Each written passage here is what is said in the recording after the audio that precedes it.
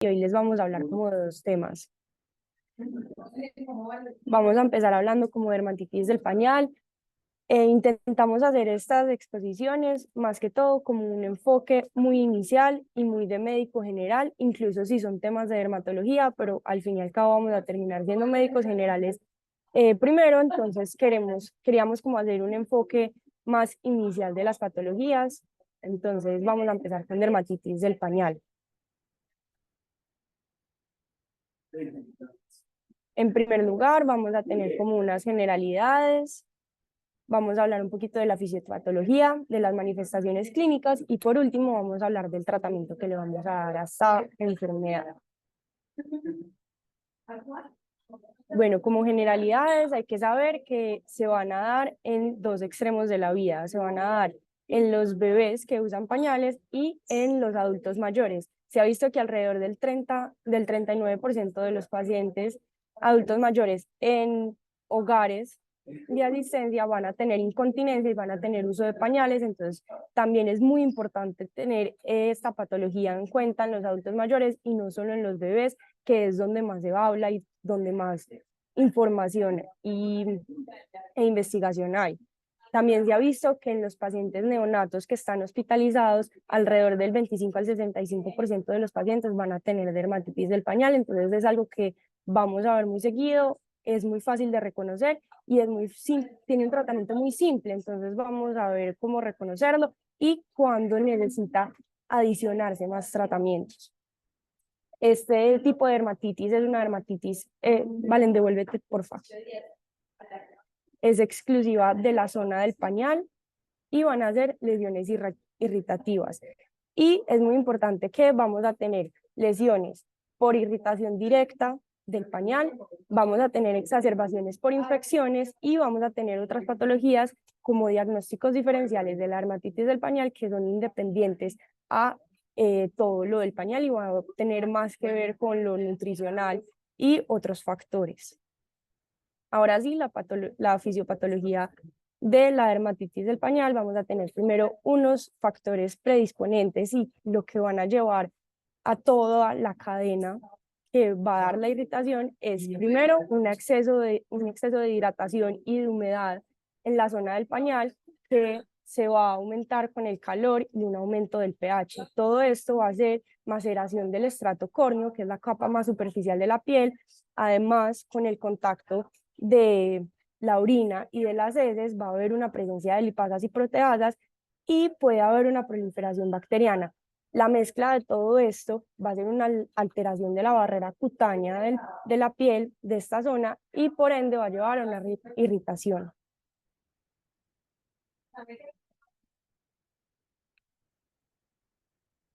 Como los factores de riesgo para esta patología los podemos dividir como en tres pilares muy grandes. Vamos a tener la edad, lo que ya hablamos, son los pacientes que utilizan pañales, entonces vamos a tener a los lactantes menores y a los adultos mayores con incontinencia. En cuanto a al pañal, se ha visto que pañales de tela reutilizables pueden tener peor absorción, entonces va a tener más contacto la piel con la orina y las heces, y además se ha visto que si se realizan cambios más prolongados, o sea, si se deja el pañal húmedo mucho más tiempo, va a ser un factor de riesgo para dar esta dermatitis. Y en cuanto al paciente, también se ha visto que pacientes con el hábito intestinal aumentado, con diarrea, bebés que no estén con leche materna u otras comorbilidades pueden aumentar el riesgo para esta patología. Entonces, estos son como los factores de riesgo. Y así es como se va a ver una dermatitis del pañal. Es un diagnóstico clínico, es muy simple de reconocerla. Vamos a tener unas placas eritematosas, sobre todo en las zonas convexas de la zona genital y puede estar asociado a pápulas, pústulas, maceraciones, exploraciones, sangrado, en fin, un montón de signos y síntomas irritativos. Y esto va a ser muy importante porque a partir de esta lesión primaria podemos diferenciarlo de algunas exacerbaciones y algunos diagnósticos diferenciales. Entonces, este va a ser como el diagnóstico clínico que vamos a ver. En cuanto a los diagnósticos diferenciales, que es muy importante también reconocerlos, vamos a tener tres categorías muy grandes. Vamos a tener las inflamatorias, que ahí van a estar la dermatitis de contacto, la dermatitis atópica, la dermatitis seborreica, que se pueden ver similar, pero vamos a ver que pueden tener también compromiso de los pliegues, cuando la dermatitis irritativa era solo en las zonas convexas. En cuanto a las infecciones, van a ser más de forma, vale, te puedes devolver, pues, de forma como una exacerbación de la patología. Entonces vamos a tener infecciones por cándida, que es una de las más comunes, infecciones bacterianas tanto por estafilococo como por estreptococo. Vamos a tener la dermatitis perianal, la escabiosis y un herpes zóster en cuanto a una infección transversal con la mamá. Y en cuanto a lo que les estaba contando, independientes a todos esos factores de riesgo, sino que son enfermedades más nutricionales y otros tipos, por ejemplo, la deficiencia de zinc, se ha visto que está relacionado con este tipo de dermatitis, las histocistosis de células de Langerhans, que es un aumento de producción de estas células que pueden dar una dermatitis similar en la zona del pañal, y además un abuso infantil y una negligencia podría relacionarse con estos hallazgos. Aquí también en la presentación les quería traer unas foticos, pues como de las más comunes que podríamos diferenciar a la dermatitis irritativa de base que ya habíamos visto. En esta primera vamos a ver la dermatitis por cándida, que va a ser puede ser tanto primaria como una complicación de la irritativa, y van a tener placas muy eritematosas con máculas y pústulas satélites. Entonces, como podemos ver en la foto, hay una placa principal pues a nivel de los labios mayores y varias lesioncitas satélites en la periferia. Así la podríamos ver, y además, a diferencia de la irritativa, va a estar acentuada en los pliegues. Entonces, pues eso nos podría dar como una guía. También se puede ver la infección por Streptococcus perianal, que va a ser unos parches perianales de un color rojo muy brillante con maceración y en los pliegues interginosos. Además, pueden tener otros síntomas sistémicos como febrícula, malestar general, pueden tener dolor. Entonces, aquí vamos viendo como algunas de las diferencias. También puede haber un impétigo por estafilococo, como podemos ver, ya se van a formar unas ampollas flácidas que van a dejar lesiones con zonas escaladas. Entonces, ya sería un tratamiento para hacer un antibacteriano un poco más grave y intrahospitalario. Aquí podemos ver algunas de las inflamatorias, como la seborreica, la psoriasis. En la seborreica vamos a ver placas de color salmón con una descamación amarilla. En la zona del pañal también podemos ver lesiones similares en cara y en cuero cabelludo. Entonces, no solo ver el pañal es muy importante, sino ver todo el cuerpo. Y en cuanto a la dermatitis por psoriasis, se pueden ver placas muy gruesas con una descamación plateada, y a lo mismo puede haber compromiso en otras zonas. Otra de las infecciones que también se podría ver y también se podría descartar sería una tinea corporis en la zona del pañal, porque toda esta humedad puede aumentar como la predisposición a que la tinea, y pues vamos a tener como los mismos hallazgos que podría haber en el resto del cuerpo, como el borde activo de la tinea.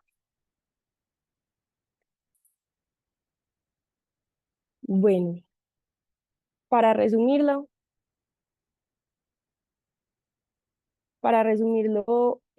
lo quería dividir como en un ABCDE del tratamiento. Lo más importante, la A, se basa en el aire, entonces intentar remover el pañal, darle momentos libres de pañal al bebé o al abuelito, intentar que todo quede muy bien aireado y muy bien seco entre los dos cambios, y hacer los cambios lo más frecuente posible. Idealmente en los bebés a las 2 horas de haber comido, o tan siquiera 6 cambios en el día. La B es de barrera. Vamos a intentar promover la barrera de la piel. Entonces se puede usar vaselina, óxido de zinc o acetato de aluminio, que son las cremitas que hemos visto, pues como la crema número 4 o pues otras que hay en el mercado. es para aumentar la barrera de la piel. En la C va a ser la limpieza, se intenta que sea una limpieza muy efectiva, continua, y es muy importante que no sea de forma de frotar, sino una limpieza a toquecitos, porque si friccionamos podemos dañar más como las lesiones que tiene. Y también estaban hablando como qué toallas, qué pañitos húmedos se podría usar en los bebés.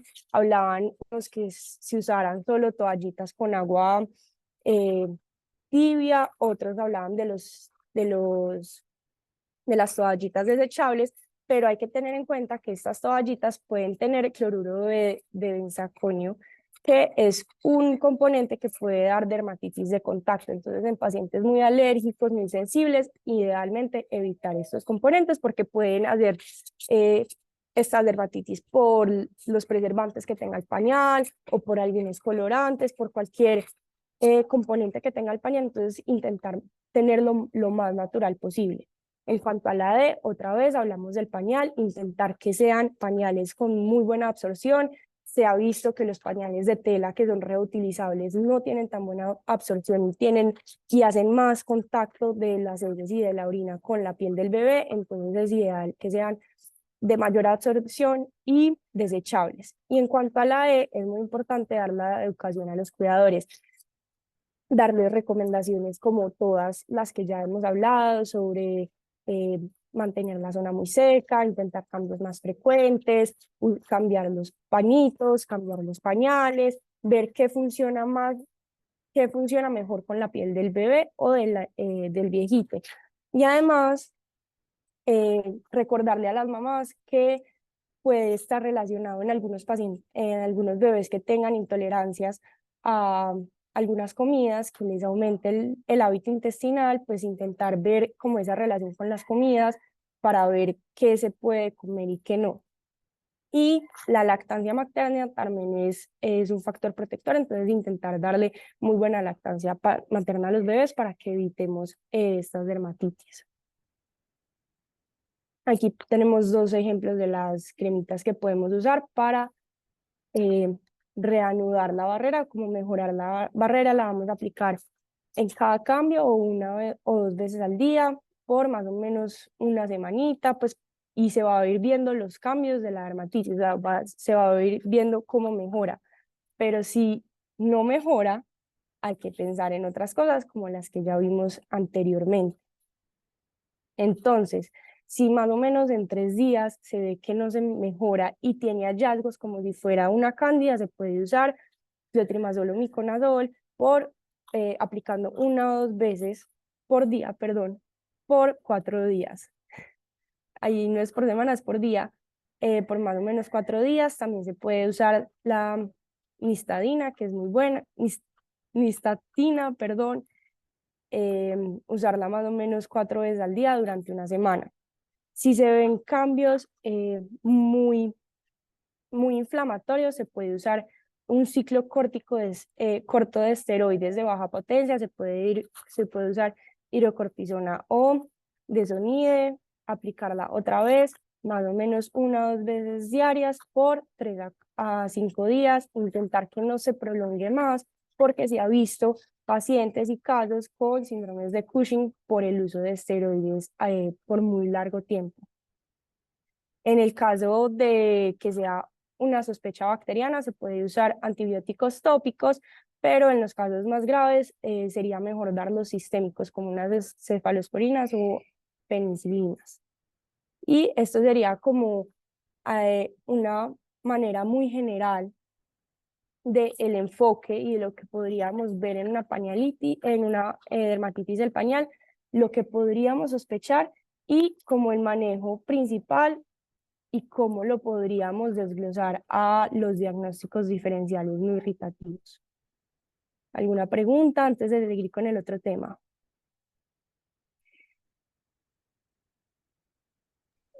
Yo creo, pues la intervención mía, si tiene la hago después, para que no cortemos como el hilo. Entonces, adelante. Si alguien tiene alguna Listo. duda o pregunta, aproveche también. Listo, bueno, ahora les voy a hablar un poquito sobre la dishidrosis. Hay que tener en cuenta que actualmente se utilizan otros términos como la dermatitis palmoplantar aguda o el eczema dishidrótico o POMFLIX. que es la que actualmente se está utilizando. Bueno, vamos a hablar un poquito también como de generalidades, de las manifestaciones clínicas, del diagnóstico y del tratamiento. Comencemos hablando un poquito de las generalidades. Vamos a tener en cuenta que esta es una dermatosis inflamatoria que es caracterizada por una erupción vesicular. Muy importante tener en cuenta que no va a ser inflamatoria, que es pruriginosa y que normalmente se ubica en las zonas de la piel que están pues normales. En algunos casos puede ser no pruriginosa. En cuanto a la epidemiología, vamos a ver que va a afectar principalmente pacientes jóvenes y adultos entre los 30 y 40 años y que tiene una, o sea, encontré como de las dos que afecta principalmente a hombres, pero también hay pues como un gran impacto en las mujeres. Hay que tener en cuenta que con la edad va a ir disminuyendo como la recurrencia de la clínica, que más adelante lo vamos a hablar. La causa es desconocida, pero se ha hablado un poquito sobre que pacientes que tengan antecedentes de dermatitis atópicas pueden tener un factor de riesgo para presentarla. Además, se puede ver en pacientes que presentan estrés, que tienen hiperhidrosis, tienen una gran relación con la tiña y con la dermatitis atópica, como se los expliqué, y con el NIC. Anteriormente, desde 1873, se hablaba de disidrosis porque se pensaba que tenía una relación con las glándulas sudoríparas, pero actualmente pues se ha demostrado que no hay ninguna relación y por eso es que el nombre ha ido cambiando. Bueno, en cuanto a la clínica, ay, perdón, que es que la barra no da. Ya. En cuanto a la clínica, vamos a tener en cuenta que la principal característica van a ser vesículas que van a aparecer súbitamente, no son eritematosas, como se los mencioné anteriormente, pueden ser pruriginosas o no, y estas lo que hacen es que no se van a romper, sino que van a permanecer por unas semanas, más o menos 2 a 3 semanas, y luego de un tiempo van a empezar a descamar, generando como collaretes de escamas de 1 a 3 milímetros. Cuando llega un momento que estas vesículas todas se pueden como juntar y pueden llegar a formar ampollas tensas. Como se los explicaba ahorita, estos pacientes van a tener muchas recurrencias, pero cada vez que son más grandes van a ser mucho menores. Y se puede presentar también una sobreinfección por Staphylococcus aureus. Estas son algunas como de las lesiones que les quería mostrar. Hay que tener en cuenta que se va a presentar principalmente en palmas y en plantas. Y muchas veces afecta son como los lados laterales. También hay que tener en cuenta que es una enfermedad que puede llegar a afectar demasiado la vida cotidiana del paciente, porque en los casos que se ubican como en la matriz ungueal, pues va a ser demasiado incómodo y doloroso de cierta manera. Bueno, en cuanto al diagnóstico, hay que tener en cuenta que va a ser principalmente clínico. Muchas veces se decide tomar una biopsia. Más adelante lo vamos a ver, es como en los pacientes que no tienen como respuesta al tratamiento y algunos de los diagnósticos diferenciales y sobre, pues y como el más importante sería la tiña ampollosa. Esta es una imagen como de la tiña ampollosa, que lo que se decide es tomar como, pues como de cierta manera descabezar la vesícula y se hace como una tinción con KOH y se van a evidenciar que hay hifas confirmando este diagnóstico y descartando la disidrosis. También podríamos ver el impético apoyar, la dermatitis alérgica de contacto, la psoriasis palmoplantar y los antiinflamatorios no esteroideos muchas veces también pueden causar como este tipo de lesiones. Bueno, en cuanto al tratamiento, vamos a tener en cuenta que vamos a tener como unos pilares. Vamos a tener los tratamientos tópicos, que lo ideal sería utilizar corticosteroides tópicos, porque estos nos van a servir para suprimir como la exacerbación, también van a mejorar como el prurito y nos van a ayudar también en el proceso de descamación. O sea, no es solamente cuando esté la vesícula, sino también cuando veamos ese collarete. También en cuanto a las medidas generales, vamos a decirles a estos pacientes que siempre deben utilizar cremas de manos, jabón, pues que sea como suave, igual como se trata una dermatitis de cierta manera, que utilicen guantes de algodón dentro de un guante de vinilo, que tengan una vida tranquila. También es demasiado importante que tengan en cuenta el aseo. Hay que decirles que se sequen muy bien las plantas, que utilicen zapatos que, pues, que puedan transpirar y que utilicen también medias de algodón. Adicionalmente, quiero que tengan en cuenta que siempre que damos pacientes que tengan lesiones vesiculares en las manos, siempre hay que estudiar las plantas de los pies. En cuanto a los tratamientos orales, se podrían utilizar inmunomoduladores como el metotrexate, el mofetil micofenolato y la ciclosporina. También se está hablando de un retinoide, que es la alitretinoína. Se utilizaría más o menos entre 10 a 30 miligramos por un periodo, leí tanto que de 12 a 24 semanas como de 2 a 3 semanas. Entonces, como que esa es una duda que ahorita me gustaría aclarar. Y también en pacientes, bueno, también que tengan en cuenta que si llegamos a un punto en el cual tenemos que hacer uso de estos últimos fármacos que les acabo de mencionar, a estos pacientes hay que hacerles biopsia y estudiarles otras enfermedades. Y por último, tener en cuenta como la fototerapia que va a ser con soraleno más los rayos ultravioleta A, que es pues que va a ser como mucho más puntual, entonces nos va a ayudar. Acá pues como que solamente quería recalcarles que los esteroides tópicos ideales para utilizar son los de pues como de superpotencia y ya eso es todo. Era muy corto en realidad. No, pero súper bien. Créanme que este tipo de temas muchas veces son las cosas sencillas que una veces se le olvidan o que le generan una dificultad. Entonces, me parece súper bien la revisión. ¿Alguien que tenga alguna duda o pregunta?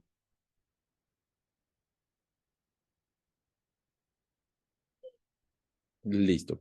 Entonces, grande, niña, súper bien. Muy bonita la presentación. Creo que se enfocaron en todos los aspectos como claves o importantes como para resaltar. Son temas del día a día. La dermatitis de contacto irritativa asociada al pañal lo vemos muy frecuentemente, tanto en pacientes adultos como en población pediátrica. Uno de los signos, pues, o de las características más importantes, como están mencionando, es uno siempre hacer esa distinción de las zonas que están afectando, intentando poner la lógica, como están explicando, de que las zonas convexas son las zonas que van a tener la irritación y que los pliegues pueden estar respetados y por eso hacen el signo de la W. Pero obviamente revisar un signo de la W en un niño es un poquito más fácil pues que revisarlo en un adulto. Entonces ahí es pues uno se va a centrar principalmente en las lesiones satelitales que hacen en Cándida, que eso nos ayuda mucho. Siempre igual que ustedes estén revisando una persona con dermatitis en la zona del pañal y que les quede la duda si es Cándida o no, no hay ningún problema si se hace el tratamiento dual. Y además de eso, siempre recuerden que uno puede tener intertrigo, que puede ser candidiásico, pero también puede ser por dermatofitos. Entonces, en todos estos pacientes, pues no tanto en los niños, pero sí más en los adultos, revisen en las uñas y revisen las zonas interdigitales para ver si de pronto el paciente se está autoinoculando una tiña pedis a nivel inguinal. Una de las cosas para tener en cuenta que también muchas veces pues nos pasa y que es un diagnóstico que más que diagnosticarlo es sospecharlo, es una cosa que se llama la histiocytosis de células de Langerhans. La histiocytosis de células de Langerhans se puede, pues, que pasa en los niños chiquitos, puede semejar una dermatitis del pañal refractaria a todo. Entonces, como están diciendo, lo más fácil es que si yo tengo una dermatitis de contacto que yo pensaba irritativa y no me responde, pues digo, bueno, le cubro cándida, o será que tiene una sobreinfección por estafilo y hago todo lo que nos estaban contando, pero si en última instancia nada que responde, es válido mandarlo a un dermatólogo para ver si de pronto es necesario tomar biopsia, que obviamente no le da mucho pesar pues pensar en que tiene que ser una biopsia a un niño chiquito, pero puede llegar a ser una histiocytosis de células de Langerhans, que es una consideración pues como para tener.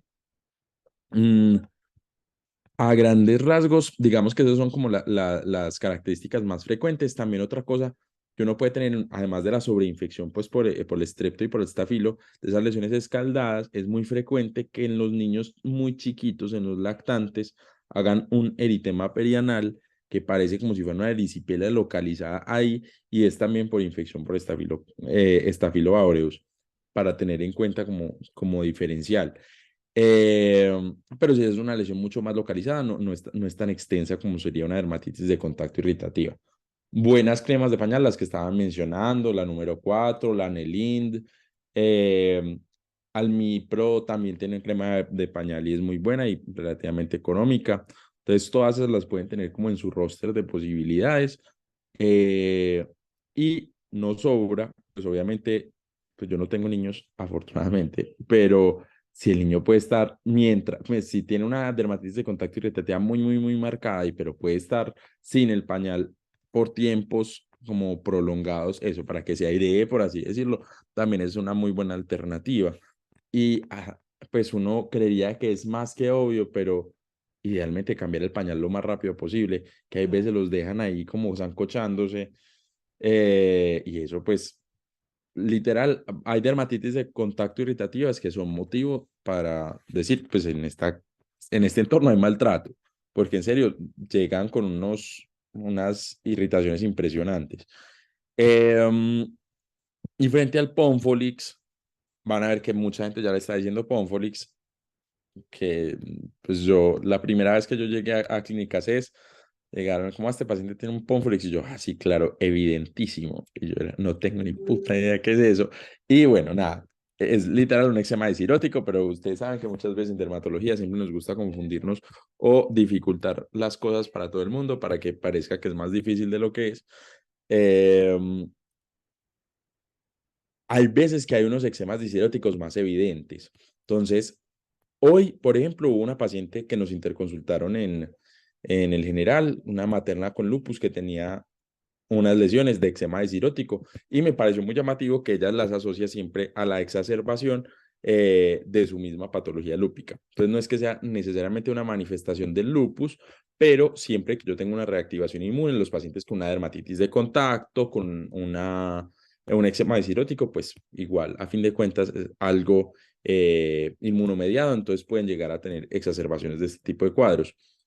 Pero siempre es algo para tener en cuenta. Otro de los diagnósticos diferenciales que a veces nos pasa en miembros inferiores, porque puede parecer un Ponfolix, pero no lo es una larva migrans. Porque hay veces cogen como esas partes laterales de los dedos y semeja un Ponfolix, porque uno ve como las ampollitas y las ve como por ese lado, pero también es algo para tener en cuenta según el contexto pues, que ustedes estén teniendo de su paciente. Y como muy bien están explicando, un Ponfolix mal que bien, teóricamente es algo que se puede manejar fácilmente con esteroides, asegurando pues con todas esas medidas preventivas. Si uno ya creería que va a tener que utilizar medicamentos mucho más pesados como el metotrexato o la litretinoína, definitivamente uno toma biopsia más que por cualquier cosa, incluso así uno tenga el diagnóstico muy claro, incluso hasta por motivos legales, uno toma esa biopsia para uno decir, vea, yo tenía toda la justificación de estar haciendo esto y no le estaba poniendo una alitretinoína a un pénfico. Eh, Específicamente con la alitretinoína, la respuesta usualmente se ve más a largo plazo, es más como de mantenimiento. Sin embargo, no la tenemos en el país. Los retinoides que tenemos en nuestro medio orales son el acitretin y eso que va y viene, y la isotretinoína, pues que ese sí es muy fácil de tener.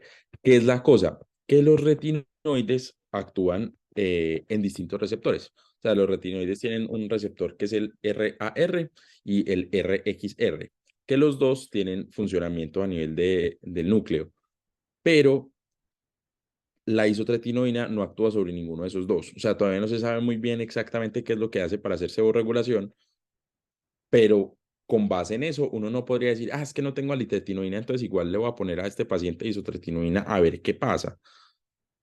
Pues uno podría intentarlo, pero no va a ser exactamente lo mismo porque no tiene la respuesta inmunomoduladora que sí puede tener algunos retinoides que tienen efecto sobre el RXR. Eh, Nada, esos son como grandes como las cositas puntuales que había por mencionar, pero como les dije, estaba muy bien cubierto el tema. No sé si alguien tenga alguna duda o pregunta.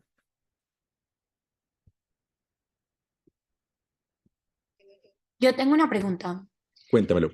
Me confundí demasiado. Pues como que estaba muy confundida al principio y yo le escribí a Mari porque como que pensaba que tenía gran relación con la hiperhidrosis. Pues como que al principio me confundí fue con la hiperhidrosis, pero nunca, a ver, yo sufro de hiperhidrosis y Ajá, muchas veces termino pues como con dishidrosis. ajá. pero en estos pacientes en este momento que hay las lesiones no tienen hiperhidrosis. No ¿Sí me necesariamente la tienen que tener, la pueden tener, Ok, pero no la es como pueden un tener, pero síntoma no es cardíaco. exactamente, no es un así obligatorio. Hay veces lo pueden llegar a tener y también es muy difícil, digamos que el diagnóstico es muy bola a bola cuando uno tiene la vesiculita, pero es muy difícil cuando ya el paciente se le estalló la vesícula y uno solamente está viendo la descamación.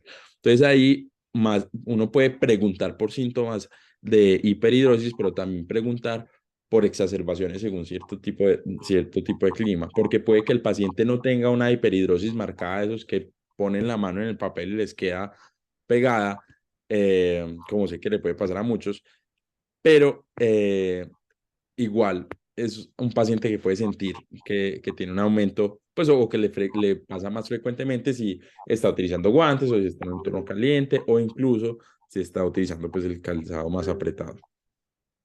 Súper, gracias. ¿Alguna otra duda o pregunta? ¿No? Bueno, espérense, yo les puedo robar 2 segundos. Pues es como por otro tema. Va a haber charla de fototerapia alguna vez.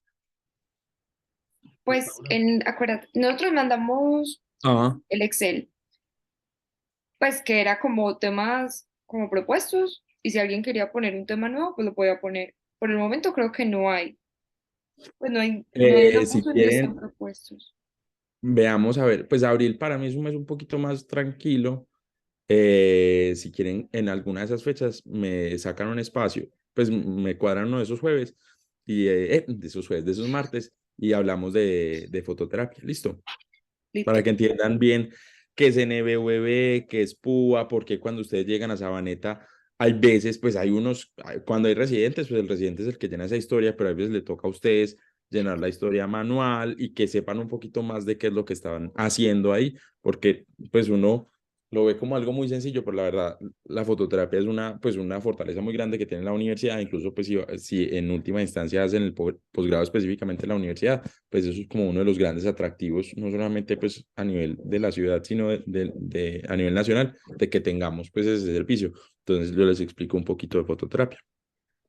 PJ, y está como disponible sí o sí el 4 o el 11. 4, yo creo que Semana Santa, yo no tengo ningún problema. El 11. Eso, me parece mucho mejor. Listo, Listo. Ya lo voy a anotar entonces. dale pues, Mil gracias. con muchísimo gusto. Ahí les mandé otra vez la asistencia por si alguno, pues como cuando se conectó no le había llegado, y pues si no tienen alguna duda, ya acabamos hoy. Súper bien, niñas, súper linda la presentación, mil gracias. Gracias, que Ah, estén no, bien. espérense, otra cosita. Historias de éxito, ya varias personas han dicho que les ha servido mucho las reuniones en las tardes, y que incluso se han lucido con los profesores por ahí, entonces, para que vean que esto sirve. Qué rico. Listo, chao pues. Chao, que estén bien. Chao, que Chao, estén gracias. bien.